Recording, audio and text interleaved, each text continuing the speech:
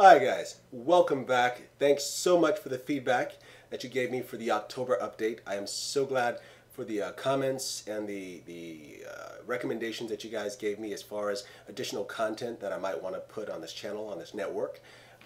Shortly after, a few days after in fact, I posted the October updates, I was fortunate enough to be cast as the lead in a fantastic film project. Sort of a dream project of an actor, or at least this actor's dream project. I was cast as the lead in a suspense action film.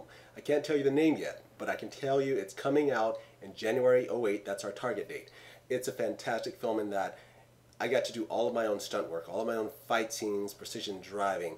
We had an amazing crew, guys. We had a very diverse and amazing crew. Some were from the US, stateside, and others were from Mexico. These guys actually flew out to help us out with this project. And talk about a tight production and talk about 110%. Everyone on this production gave 110%.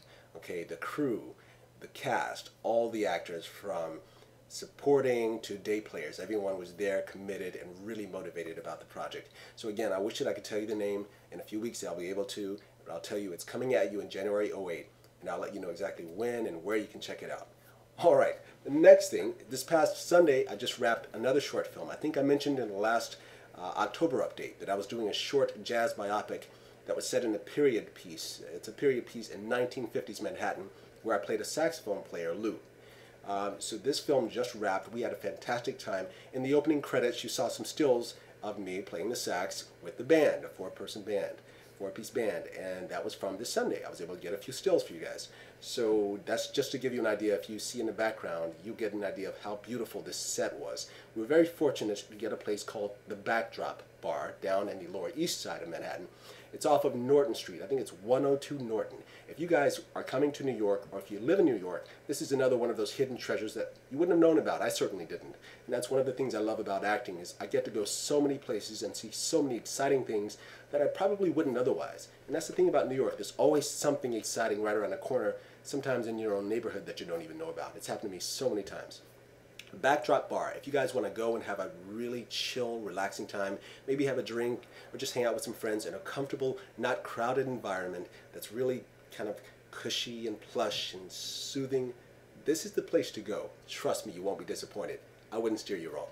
Alright, so that is Buddy Hampton. That's the jazz biopic that's coming out in a few months. The editing's going to take a while, but believe me, it'll be worth it. So I hope you enjoy the stills in the opening credits.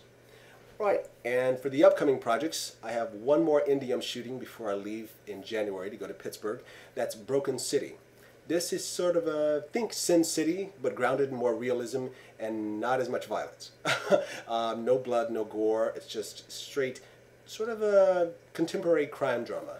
Almost Dix Hill, but in a contemporary sense, if you know that genre or style. My character is Ralph. He's a supporting character. I come in contact with the principal on his journey, and I sort of reluctantly guide him toward helping him solve a murder. So that's Broken City. My shoot date is January 3rd, and I'm sure I'll have clips for all of these three films for you guys by the end of the winter season or early spring at latest, I'm sure. Alright, so remember, I'm leaving in January, the first week of January, to go to Pittsburgh for 2 months or 7 weeks to do the play Breakfast with Mugabe. So stay tuned after this. I think I spoke about that. If you haven't watched last month's October update, you can hear more about Breakfast with Mugabe there, or just look on some of the video I have in my favorites page. I think I have some video footage there about the play itself. But also, at the end of this presentation, which I'm wrapping up now, there are some bonus features. So guys, stick around for a few minutes. I have some nice surprises for you. What I actually did was, for you guys who don't live in New York City, I thought this would be a great opportunity to show you some of the diversity and art culture that we love so much here in New York City. If you live in New York City, it's easy to take for granted when you're walking around that there are a lot of artists, some good, some great, some not so great. So I thought I'd give you a sampling of a little of both. You can choose, you can decide, but I'll tell you this, I've chosen 2 clips when I was walking around the city that I found interesting and thought I'd just take a sampling of both. I'll let you guys decide. They're very opposite ends of the spectrum, but trust me, you'll either love it or you hate it, and let's hope you love both. And if you don't, it's just to give you an idea of what you can expect when you're vacationing here. Alright, some of you guys who are in the city may have seen these performers already. I'll let you see for yourself, okay? And you'll also see some playbills from some of the plays that I recently saw, which reminds me, Walmartopia I saw about a month ago, but there's a playbill here at the end of the presentation for you. It's playing at the Moneta Lane Theater. if you guys, you know, it's kind of a bad thing over the last few weeks. There was a Writers Guild strike. There was a, pardon me, a stagehand strike, not a Writers Guild, a stagehand strike. So for a lot of people who came to the city, they were very disappointed in that they couldn't see the Broadway shows that they traditionally wanted to see.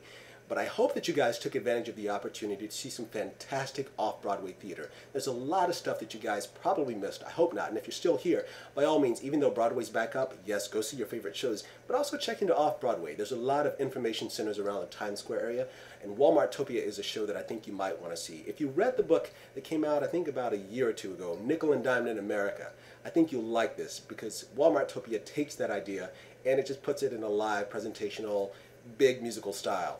And I think it's sort of, it approaches that social message that America is sort of crying out for right now. And yes, this is my soapbox, but it's my soapbox. I apologize, but this is my moment to talk to you guys.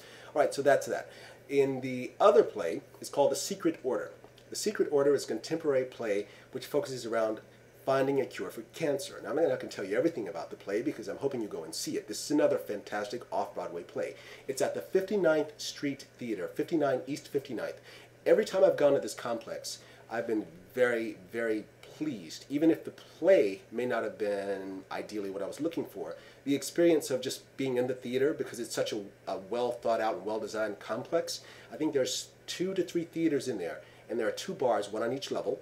Bathrooms are very accessible and easy to get to. It's in a nice part of town which you really enjoy, right at 59th Street in Central Park East.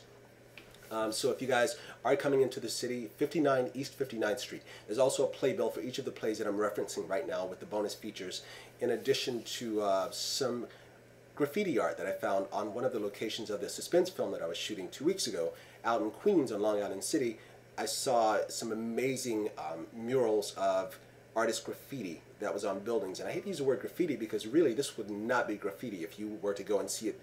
The entire building was covered in art. I mean, paintings, chalk, everything. So I was able to capture a few of those images included in the bonus features. So if you guys can spare 2 or 3 minutes, check out some video, check out some graffiti art, check out some playbills for some of the shows I'm telling you about, I think you'll be pleased.